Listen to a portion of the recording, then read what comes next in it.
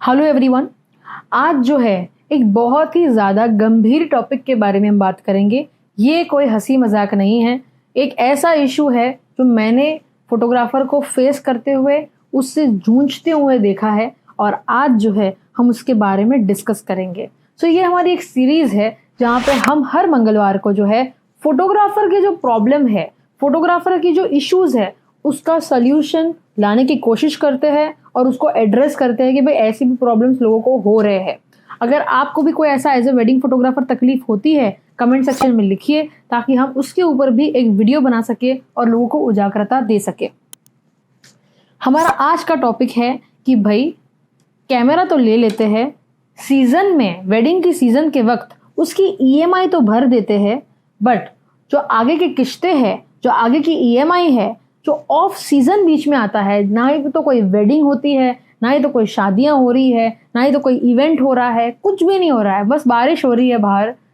तब जब आपके पास कोई पैसे नहीं है, तब जब आपको ईएमआई भरनी होती है, कितनी जो है दिक्कत आती है। एक साइड घर चलाना है, एक साइड काम नहीं है और फिर भी आपको उसका ईएमआई भरना है और पैसे भी खत्म हो चुके हैं। ये बहुत सारे फोटोग्राफर की कहानी है, एक या दो की नहीं है। एंड ये ऐसी कहानी है जहाँ पे मैंने देखा है, सुना है लोगों को, जहाँ पे जैसे भारत देश में बहुत सारे फोटोग्राफर है जो किसान का भी काम करते हैं, अपनी खेती भी है, लोगों ने अपनी खेती बेची है ताकि वो ईएमआई भर सके या कैमरा की किस्त चुका सके। सोचिए, जो उनकी एक रोजी रोटी थी, जो उनका एक दूसरा धंधा था, उसको भी उनको जो है गुड बाय करना पड़ा है। कहने का ये है कि आप ये सारे तकलीफों में से बाहर आ जाइए, उसकी आज हम डिस्कशन करने वाले हैं। सबसे पहला तो मुझे आपको एक कैलकुलेशन समझाना है, बहुत ध्यान से सुनिएगा। देखिए, पहले की तरह तो अब नहीं रहा जहां पे आप जो है 1.5 लाख रुपए में कैमरा और लेंस खरीद लीजिए, आराम से 3-4 साल 5 साल आपका टिक जाएगा। क्या ही चाहिए, हो गया 5-6 साल आपने 1.5 लाख रुपए का कैमरा यूज कर लिया, अच्छा खासा फोटोग्राफी का आप चार्ज कर लो, आपका काम हो गया। जमाना वो नहीं रहा। कैमरा के भाव तो भाई रूफ टॉप है। मतलब आज अगर मुझे कैंडिड फोटोग्राफर बनना है तो मैं 5 लाख का तो मेरा इन्वेस्टमेंट कहीं नहीं गया। 2.5 लाख की camera body, R6 Mark II, R6 Mark III देखो, 2.5 लाख की कैमरा बॉडी आती है।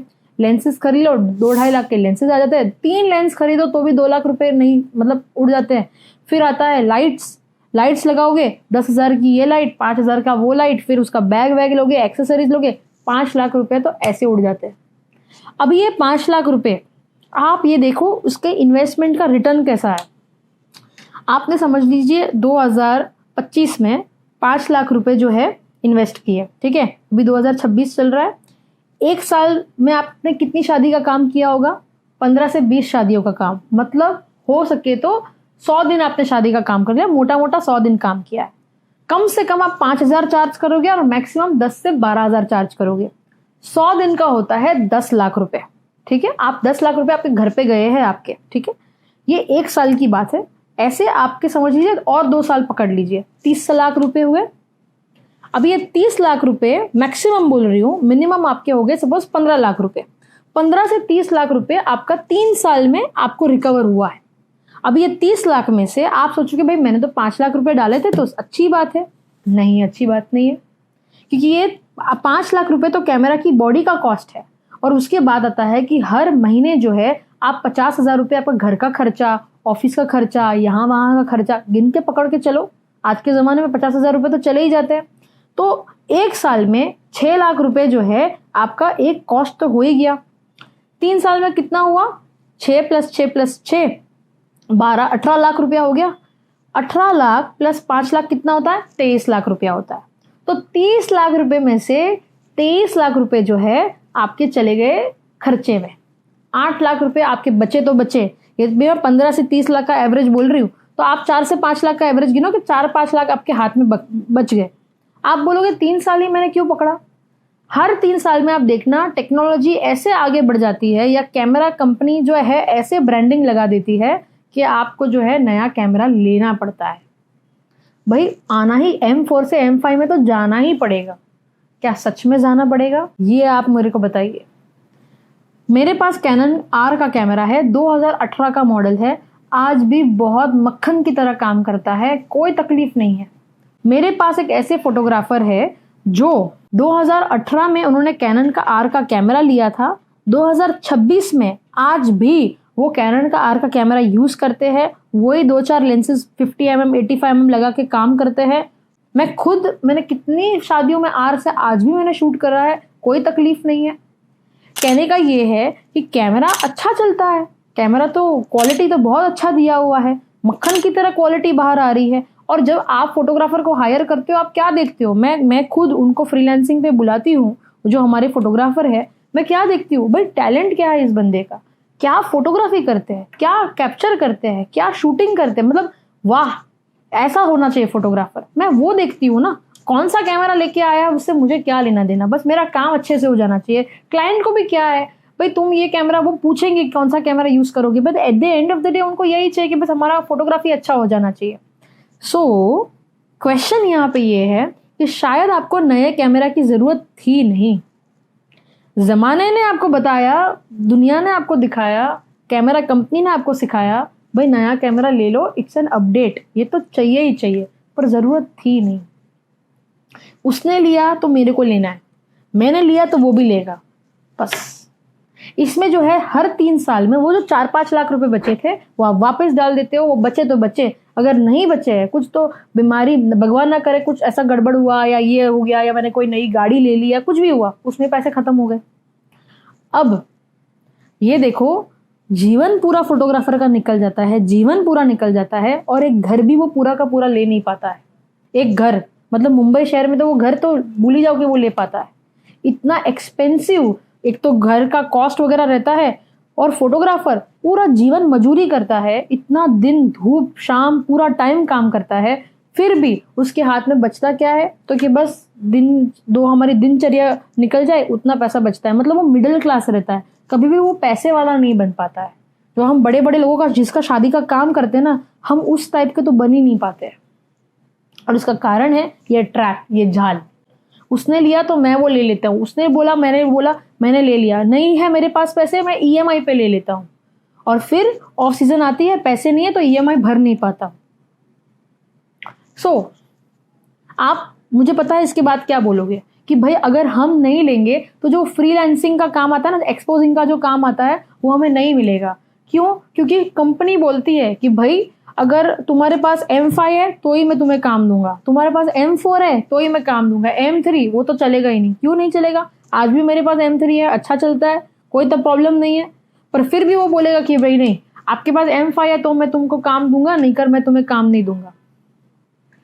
मैं तो कहूँ आपका टैलेंट वैसा बनाओ, जैसे इनकी मैंने जो बात की है, जो मेरे फोटोग्राफर जो है, हमारी सारी वेडिंग्स में वो साथ में होते हैं, मैं उनका आपको फोटो भी दिखा रही हूँ अभी, हर वेडिंग में साथ में होते हैं।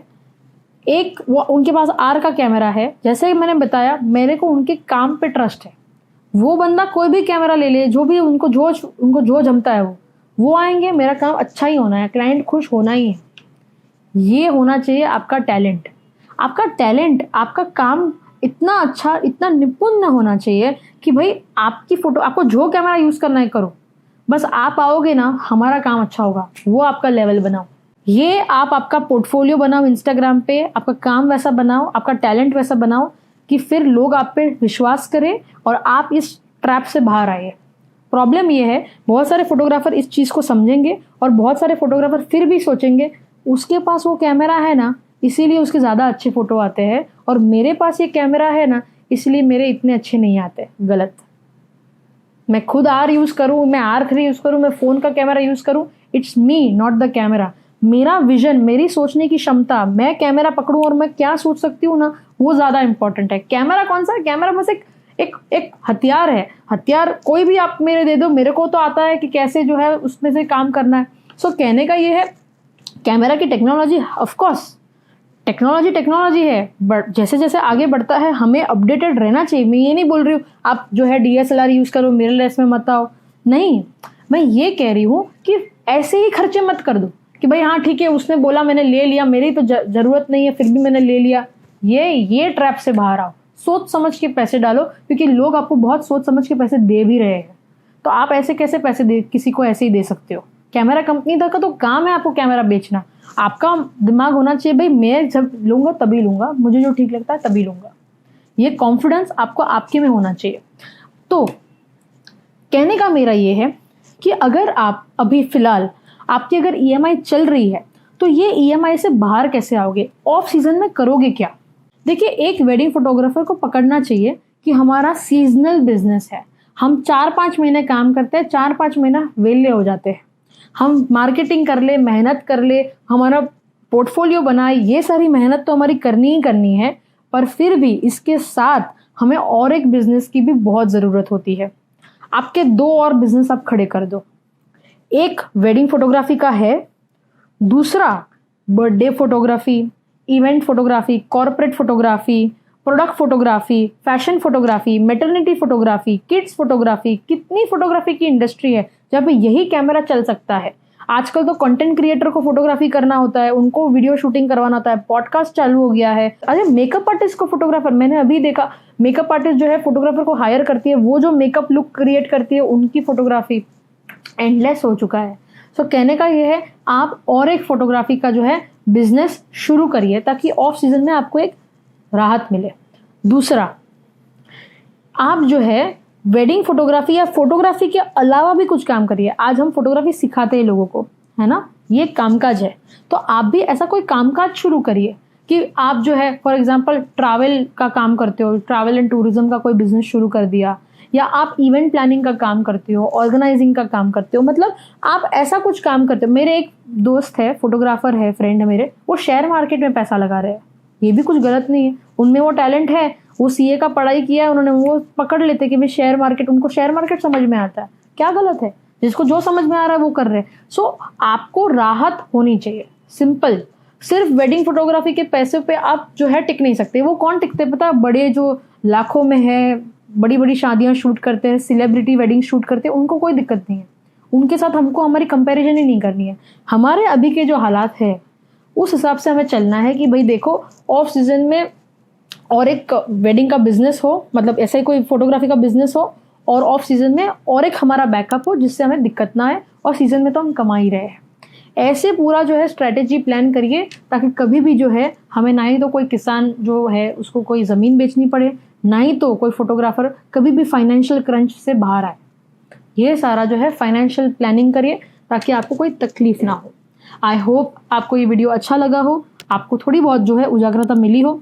ये सारी चीज़ें जो मैं आपको शेयर करती हूँ, ये सारी आप बीती है, हम पे हो चुका है, ये सारा हम इससे गुजर चुके हैं, इसलिए हम हमारे अनुभव और दूसरों को देखा हुआ अनुभव एक मिला के आपको दे रहे हैं। आप भी अपने अनुभव कमेंट सेक्शन में लिख सकते हैं जिसे हम रीड करेंगे, एंड श्योरली आगे चलने वाली वीडियोस पे भी हम ऐसे ही टॉपिक पे वीडियो बनाते रहेंगे। Thank you so much everyone, see you soon.